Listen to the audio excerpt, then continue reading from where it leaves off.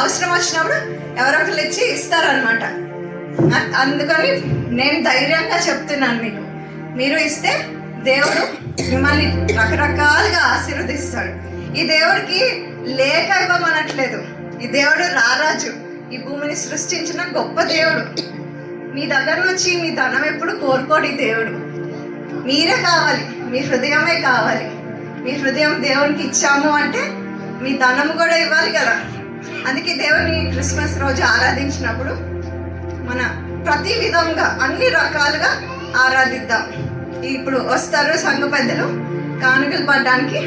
మీ గుప్పిలు విప్పి రాజుకి ఎలా ఇస్తారో మీ ఇష్టం, అది మీకు దేవుడికి. సరేనా? అందరికి మళ్ళీ మేరీ క్రిస్మస్. పెద్దలందరికీ మరి కూడి వచ్చిన ప్రతి ఒక్కరికి క్రిస్మస్ శుభాకాంక్షలు. ఎంతమంది సంతోషంగా ఉన్నారు? ఒకసారి హల్లెలూయా చెప్దామా? హల్లెలూయా, హల్లెలూయా.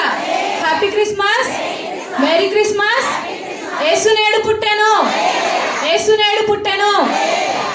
దావీదు పట్టణమందు నేడు రక్షకుడు మన కొరకు పుట్టి ఉన్నాడు. ఈయనే ప్రభువైన క్రీస్తు.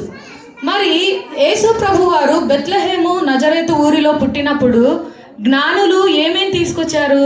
బంగారు, సాంబ్రాణి, బోళం. అంటే మంచి కాస్ట్లీ అయి ఉంటాయి, ఇవ్వడం కూడా మంచి క్వాంటిటీలో ఇచ్చుంటారు కదా.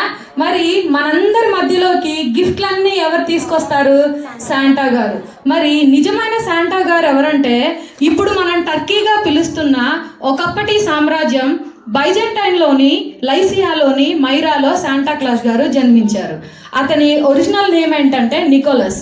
చిన్నప్పటి నుంచి దైవభక్తులతో పెరగడం వల్ల తన తల్లిదండ్రుల నుంచి వచ్చిన స్వాస్యంగా మరి ఎంతో నమ్మకంగా దేవుడి పట్ల భయం కలిగి పేదలకి సహాయం చేస్తూ ఉండేవాళ్ళు అనమాట.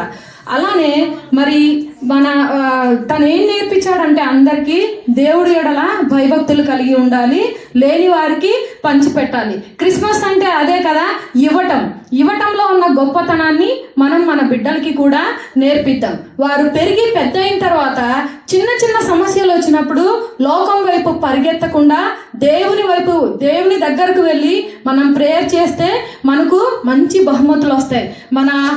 మన హృదయ వాంఛలన్నీ తీరతాయని మన బిడ్డలకి కూడా నేర్పిద్దాం. క్రిస్మస్లో ఉన్న సంతోషాన్ని, ఆనందాన్ని మన బిడ్డలందరికీ మనం నేర్పించి మరి బహుమతుల రూపంలో ఇస్తాం. కాబట్టి మనందరం ఒక్కసారి గట్టిగా చప్పట్లు కొడుతూ మన శాంటా క్లాస్ గారిని ఇన్వైట్ చేద్దాం.